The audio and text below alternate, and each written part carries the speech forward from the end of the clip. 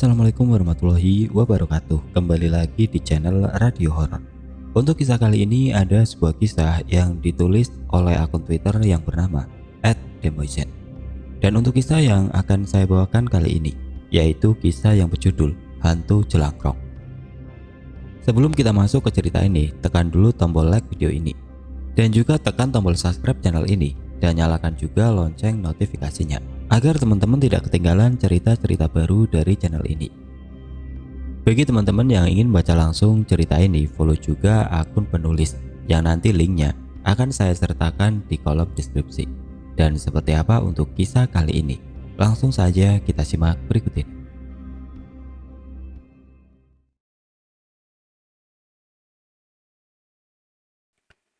Cerita ini saya alami sendiri sekitar beberapa tahun yang lalu, dan ditambah dengan cerita dari orang-orang lain yang juga pernah ditampakkan sesosok makhluk ini. Tapi sebelum mulai, saya bahas dulu tentang hantu ini. Jelangkrong, hantu tinggi namun bertubuh kurus kering, seperti tulang yang berselimut kulit tipis berwarna putih pucat.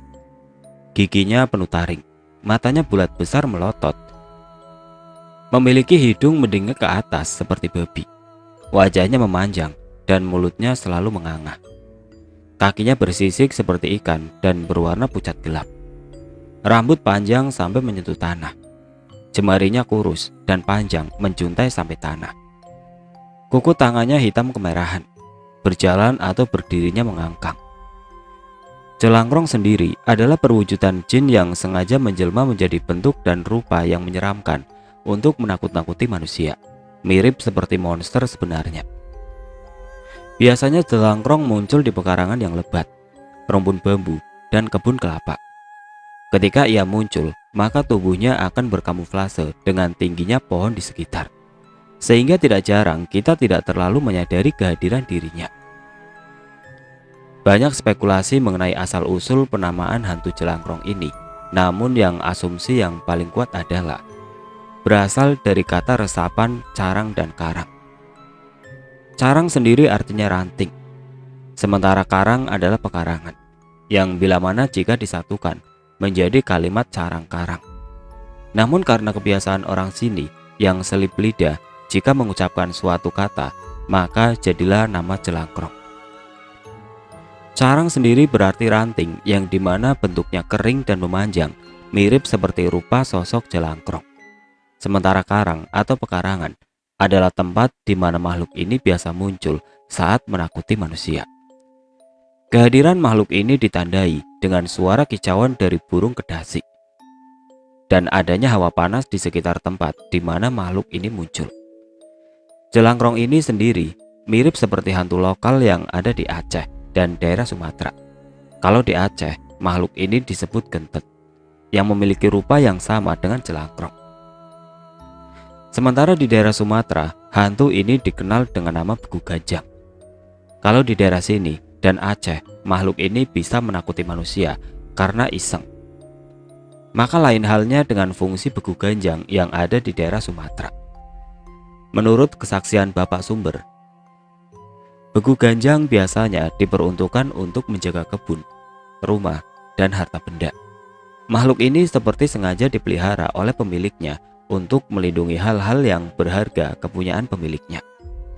Sedangkan di daerah Aceh, jelangkrong atau gentet ini memiliki perawakan tinggi dengan kakinya yang kurus kering dan rambutnya yang keriting, hampir sama tingginya dengan pohon kelapa. Gentet sendiri dalam bahasa Aceh berarti panjang atau panjang atau tinggi. Dapat berlari secepat angin. Menurut kabar yang beredar, gentet ini sering dijumpai sedang membawa periuk berisi nasi, dan barang siapa yang berani mengambil nasi tersebut, maka nasi yang ada di dalamnya tidak akan pernah habis. Tapi ya sinting juga. Baru melihat saja, badan udah gemeter ketakutan hebat, apalagi sampai berani mengambil nasi di dalam periuk yang ia bawa. Di Aceh, sosok gentet ini konon sering menculik anak-anak. Anak yang diculik biasanya yang masih nekat bermain di kala waktu senja atau maghrib menjelang. Anak yang diculik sosok gentet ini akan merasa berhalusinasi, merasa di tempat yang sangat nyaman untuknya. Tidak lama, jari-jari kurus nan panjang milik Gentet akan meraba-raba rambut sang anak yang ia culik. Menurut cerita, selain menculik, Gentet ini juga sering memakan anak-anak yang ia culik secara hidup-hidup. Dan juga makhluk ini sering meninggalkan anak-anak yang ia culik begitu saja. Hingga anak yang diculik ini menjadi linglung, hilang kesadaran, dan akhirnya jatuh sakit selama beberapa hari. Oke, setelah penjelasan yang panjang lebar dan membosankan, saya langsung saja mulai ceritanya. 3 hari menjelang acara perayaan desa, saya tergabung di panitia muda dalam rangka acara syukuran desa. Semua panitia yang terlibat adalah puluhan orang lebih. Dan diklasifikasi menurut umur dan kegunaan juga tentunya. Acara syukuran desa yang rutin diadakan setiap setahun sekali dalam rangka Mabak Dewi Sri, acara syukuran atas hasil panen yang didapatkan petani desa. Menjelang beberapa hari sebelum acara ini, kami sangat disibukkan oleh berbagai urusan teknis maupun non-teknis di lapangan. Semua persiapan telah matang, tinggal hanya sedikit hiasan-hiasan kecil sebagai dekorasi untuk menyemarakan suasana. Ah, sial. Rupanya, batang bambu yang sedari sore kami cari dan kumpulkan rupanya belum cukup. Masih harus perlu beberapa batang pohon bambu lagi. Mau tidak mau, saya, Acong, dan Oni harus mencari lagi. Ya, malam ini. Mencari bambu di tengah pekarangan pada malam hari. Itulah yang harus kami lakukan sekarang. Hanya kami bertiga. Memang sangat kurang orang dalam hal ini. Namun apa mau dikata, para panitia lain tengah sibuk dengan urusannya masing-masing. Gimana, pada berani nggak? Tanyaku pada Acong dan Oni. Ya saya mah ayo saja, tapi nggak tahu nih, Oni penakut. Ledek Acong pada Oni. Sembarangan, ayo. Dengan tegas Oni mengelak tuduhan Acong. Sebenarnya Oni ini sangat penakut, tapi entah karena apa, jawabannya pada malam ini begitu mantap. Mungkin dia tidak mau memalukan dirinya sendiri. Berlagak sok berani rupanya. Tanpa membuang waktu, kami pun segera mengambil alat untuk nantinya digunakan sebagai pemotong bambu yang kami cari dan bergegas karena malam yang sudah mulai larut. Setelah meminta izin kepada sang empunya pekarangan, kami pun segera menuju rumpun bambu yang dituju. Cukup jauh jaraknya memang dari tempat acara dan pemukiman warga desa. Bahkan berada di luar desa, bersebelahan dengan area pemakaman umum warga desa di sini. Rasa khawatir dan ragu tentu menggelayut di dalam benak dan hati kami. Kalau bukan karena acara ini mah, males banget. Tapi apa mau dikata, beras sudah menjadi nasi. Kami sudah berada di tengah perjalanan. Jalan setapak yang gelap, sepi, dan tentu saja menyeramkan. Merinding, Rik, gumam Oni. Tanpa diucapkan sekalipun, saya merasakan hal yang sama. Entah kenapa. Begitu terasa mengganggu setiap langkah yang saya pijakan. Tepat di sebelah utara pekarangan bambu tersebut, terdapat bekas perkebunan kelapa yang menyimpan kisah mistis yang begitu menyeramkan. Setelah berjalan cukup lama, kami pun sampai di pekarangan yang dituju. Angin malam langsung menyambut kedatangan kami, membelai dahan bambu yang congkak menjulang ke atas. Gesekan dari setiap daun yang tertiup angin menambah ngeri malam ini. Gimana, lanjut nggak? Tanya Oni kepada kami. Tuh kan takut, sindir Acong. Mulutnya, ucap Oni kesal. Lah ya tanggung udah sampai sini, masa harus balik lagi? Tegasku mengatakan. Ya udah, tapi kamu duluan. Oni menyuruh saya masuk duluan. Dengan ragu saya pun memberanikan diri masuk duluan ke tengah pekarangan bambu yang gelap. Hanya bermodalkan cahaya flash dari HP sebagai penerangan, kami masuk menembus pekatnya malam di tengah pekarangan. Kalian ini pada gila ya? Orang lain pada enak-enakan, sedangkan kita malah nyungsep di sini kayak mau ketemuan sama setan aja. Gerutu Oni. Bacotmu dijaga anjing, ntar malah nongol beneran gimana? Balas Acong.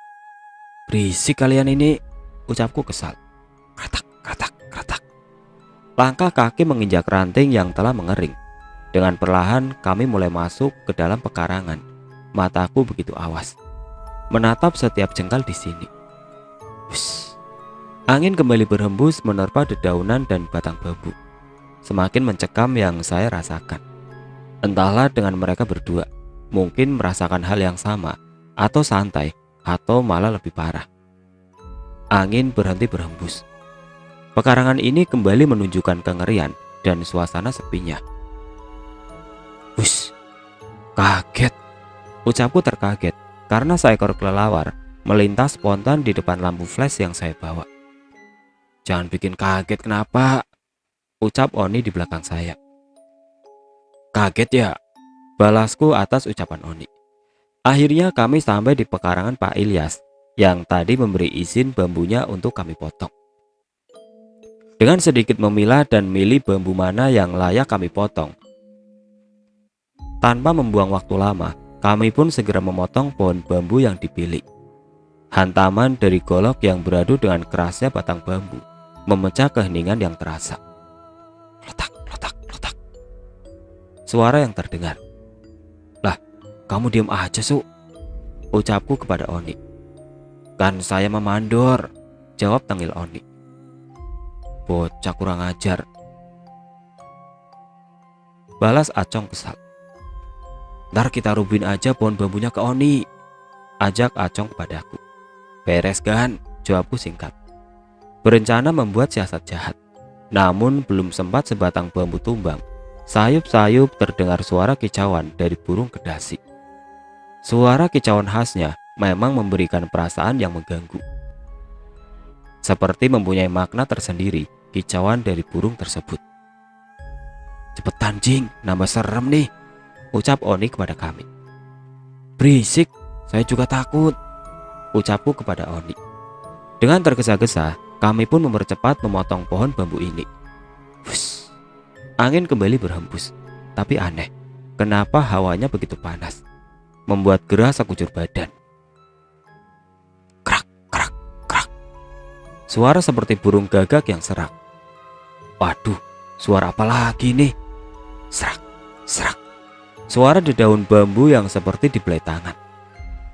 Astagfirullahaladzim. Itu tangan atau apa?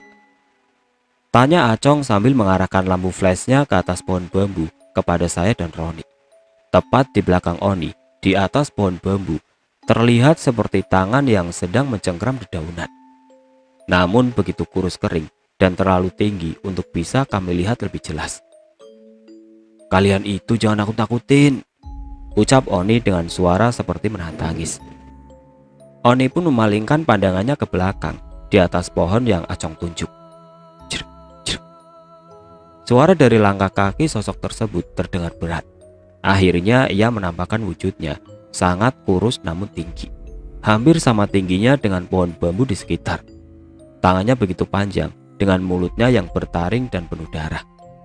Matanya bulat melotot keluar, seperti yang saya tulis di atas. Tinggi badannya luar biasa, bahkan tinggi badan dari Oni pun tidak sampai lutut kakinya. Begitu kurus, seperti kurang gizi. Mungkin dia saudara hantu tinggi besar, namun dalam versi kekurangan gizi. Mungkin hantu jelangkrong ini anak tiri. Oni tepat berada di bawah kaki sang hantu jelangkrong ini. Kami semua berteriak histeris, kalap. Dengan segera berlari tidak tentu arah, alih-alih kami menuju rumah warga desa karena ketakutan. Kami malah semakin masuk jauh ke dalam pekarangan bambu ini. Tidak ada yang kami pedulikan selain keselamatan kami sendiri. Secepat mungkin berlari menjauh dari sosok menyeramkan tadi. Dahan bambu yang ada di depan saya terabas karena panik. Saya sampai jatuh terjungkal dan segera berlari lagi karena takut. Bodoh amat, saya berucap dalam hati ketika sendal saya terlepas. Bodoh amat juga sama Oni dan Acong yang entah kemana mereka larinya. Entah selamat atau tidak, saya tidak peduli. Di saat seperti ini, saya memilih menjadi egois dari biasanya demi keselamatan diri saya sendiri. Semoga kalian tidak menirunya. Sekarang tempat yang harus saya tuju adalah keramaian atau paling tidak bertemu dengan warga lain. Tentu tempat di mana berkumpulnya para panitia yang saya tuju sekarang ini. Sesampainya di tempat yang direncanakan, para panitia lainnya terlihat tengah asik bersantai, mengobrol sambil ngopi dan mengisap rokok di tangannya. Bajingan mereka semua. Saya tentu kesal dibuatnya. Mereka malah asik-asikan, sementara saya dan lainnya baru saja ditampakkan wujud yang menyeramkan. Namun ketika melihat kedatangan saya yang berlari dan dalam keadaan yang kalut dan kacau, mereka menghampiri saya, bertanya penuh cemas tentang apa yang terjadi. Saya masih tidak bisa menjawab. Nafas saya seperti tercekat, tersegal-segal dengan irama degup jantung yang kencang. Wajah yang panik dan ketakutan masih terlihat jelas. Tubuh yang basah karena keringat dan hawa yang panas dari tubuh saya membuat para panitia yang lainnya ini seperti paham dengan apa yang baru saya alami. Sudah, jangan ditanyain dulu. Suruh duduk dulu. Ambilin air dulu, kasihan ini. Ucap Mang Abbas seakan paham atas apa yang menimpa saya. Belum sempat saya meminum air dalam botol, tiba-tiba kedatangan Oni dan Acong mengagetkan saya dan para panitia lainnya. Tuh, pada nongol anaknya. Pada kenapa kalian ini? Tanya seorang warga. Acong dan Oni langsung jatuh terduduk, mungkin lelah dan lemas yang mereka rasakan. Mereka pun dalam keadaan yang sama seperti saya sampai di tempat ini, ngos-ngosan, berkeringat dan kacau. Oni langsung merebahkan tubuhnya di atas rumput liar di depan balai desa. Syukurlah mereka baik-baik saja. Acong menolehkan pandangannya ke arah tempat di mana saya duduk. Seperti kesal nampaknya, tapi ya masa bodoh. Kini kami menjadi pusat perhatian para panitia. Dengan sukarela mereka membawakan apapun yang dirasa berguna untuk kami. Bang Abbas pun sampai memijat-mijat bau saya. Beliau hanya ingin sekedar membantu dengan apa yang ia bisa. Tidak apa, saya sangat berterima kasih. Bang Abbas pun menyuruh para panitia lainnya agar tidak dulu menanyakan perihal apa yang telah terjadi pada kami. Selang waktu beberapa lama, para panitia kini sudah tidak menaruh perhatian berlebih kepada kami, kecuali kepada Oni. Oni terlihat begitu syok dan ketakutan, masih kalap karena keadaan yang buruk. Oni pun dibawa pulang oleh beberapa panitia lainnya. Setelah keadaan membaik, saya pun membuat kopi untuk saya dan Acong juga.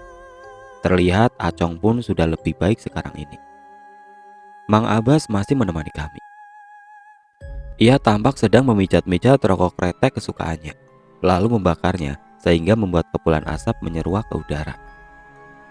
Dulu, saya juga pernah ditakuti sama hantu jelangkrong itu, ucap Mang Abbas sambil menolehkan pandangannya ke arah kami yang sedang menikmati kopi.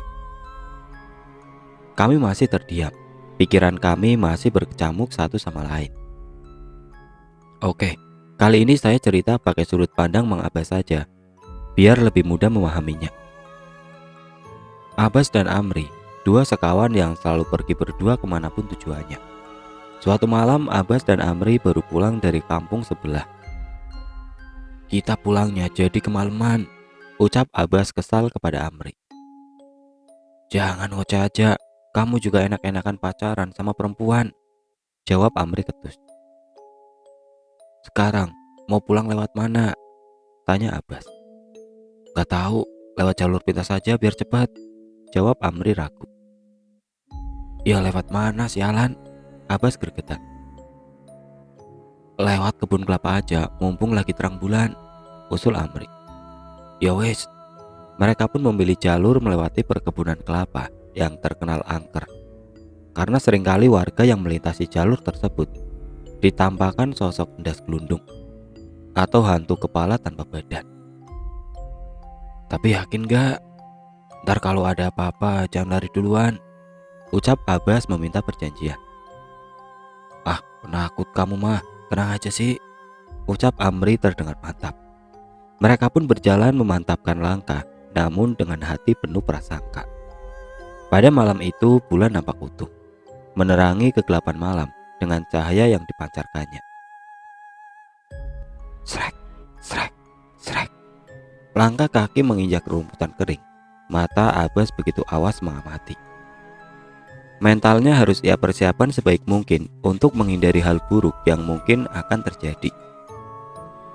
Menatap tajam dengan pandangan lurus ke depan, mengawasi setiap inci area di sekitar yang ia lalui. Rasak, buk. Suara seperti buah kelapa jatuh. Apa itu? Abbas terkaget. Ah, paling kelapa jatuh. Cari yuk, ajak Amri. Ngaco, sana kamu aja. Abbas menolak. Siapa tahu kelapa muda yang jatuh, Bas. Matamu, gak mungkin kalau kelapa muda.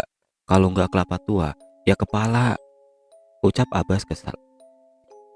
Ya udah, tungguin di sini, saya cari dulu. Balas Amri. Amri pun mencari di area sekitar di mana suara kelapa tersebut jatuh. Gendeng, ucap Abbas kesal. Tapi ditinggal sendirian seperti ini membuat Abbas merasa ngeri, takut, dan was-was tentunya. Ikut, ucap Abbas menyusul Amri. Sekian lama dicari, namun buah kelapa yang terdengar jatuh tadi tidak kunjung diketemukan juga. Di mana lagi? Gerutu Amri karena sekian lama mencari, namun tidak kunjung didapat juga. Bas, tuh lihat, sambil menunjuk. Apa sih, Bre? Jawab Abbas. Tuh, pohonnya kayak gerak-gerak, ucap Amri sambil terus menunjuk pohon kelapa di kejauhan. Mana sih? Jangan nakut-nakutin aja sih. Abbas kesal. Tepat 50 meter di depan mereka, terlihat siluet kurus dan tegak, sedang bergerak-gerak. Tidak lama, klek, klek, klek. Sebuah kepala menggelinding dari balik pohon kelapa.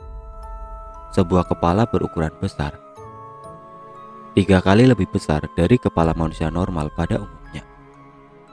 Dengan senyum lebar yang mengerikan, melotot menatap Abbas dan Amri yang terpaku diam. Senyuman yang begitu ganjil terkesan meledek Amri dan Abbas yang menggigil ketakutan. Wah! Serentak mereka berteriak bersama, melepaskan rasa ketakutan yang begitu mencekik, segera berlari pontang-panting dengan urutan Abbas di depan. Namun sial, Amri justru terperosok ke dalam parit irigasi kebun ini. Duh, ini anak ada-ada aja. Lagi kayak gini, malah terperosok, ucap Abbas dalam hati. Wah, anjing. Abbas berteriak putus asa antara lanjut lari atau menolong temannya tersebut. Dalam sepersekian detik, Abbas membuat keputusan. Ia membalikkan tubuhnya dan berlari segera menolong Amri. Namun sial sekali lagi. Kini siluet kurus tinggi tersebut menunjukkan wujudnya. Ya, jerangkong. Tinggi semampai, hampir sama tinggi dengan pohon kelapa di sekitarnya. Ia membungkuk untuk mengambil kepala yang menggelinding. Abbas berada di batas ketakutan dirinya. Amri masih berada di dalam air.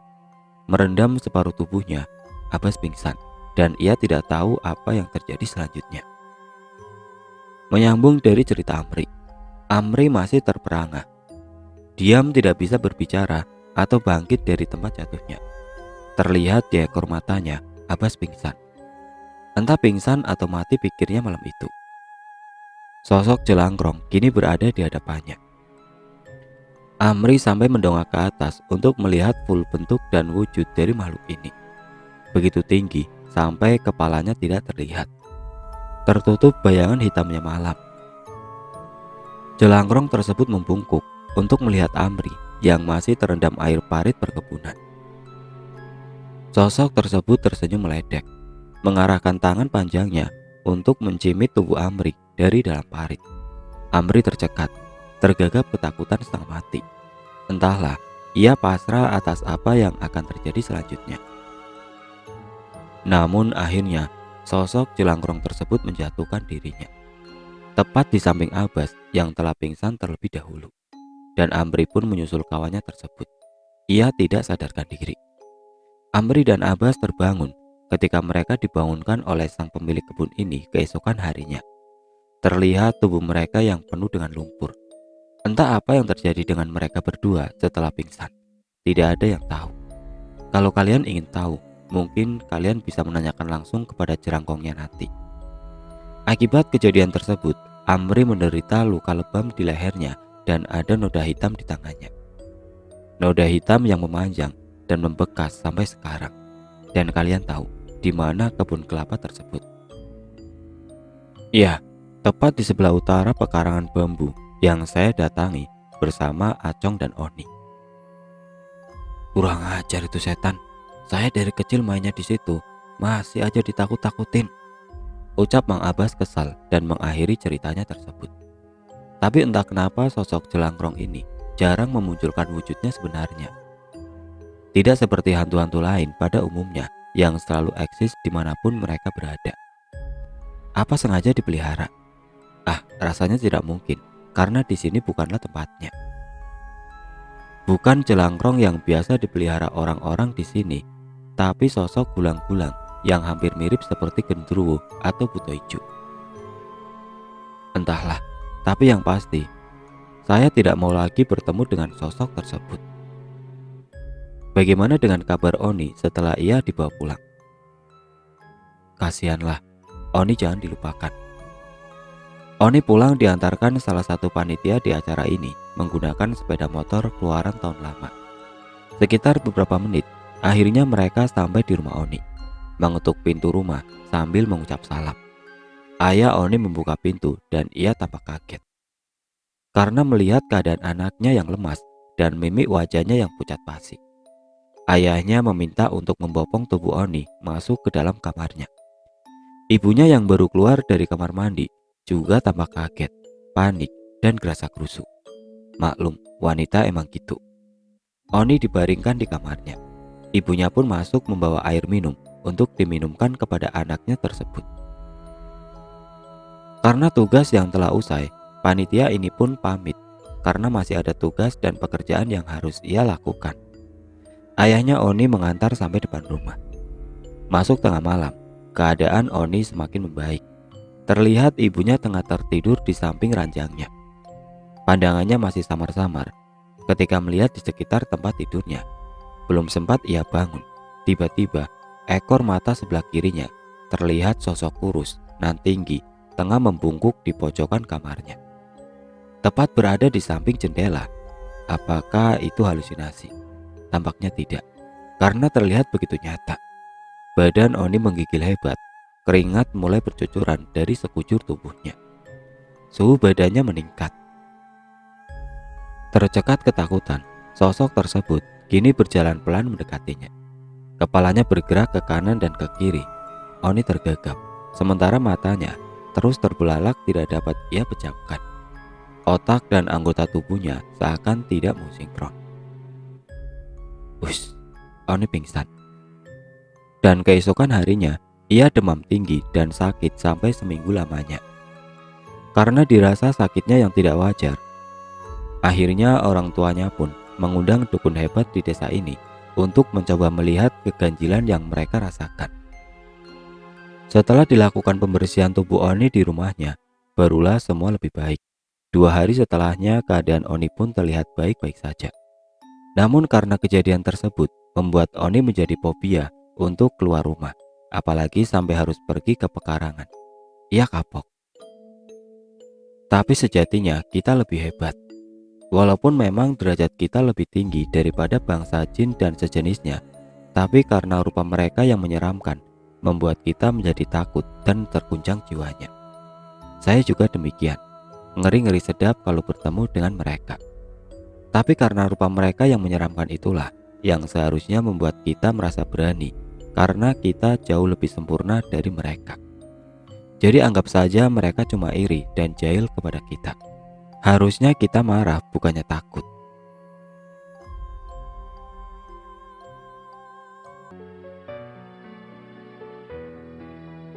Oke teman-teman, sekian untuk cerita kali ini. Semoga apa yang sudah saya sampaikan dalam kisah ini dapat dijadikan pelajaran untuk kita semua. Dan bagi teman-teman yang baru bergabung, jangan lupa untuk like, komen, share, serta subscribe channel ini.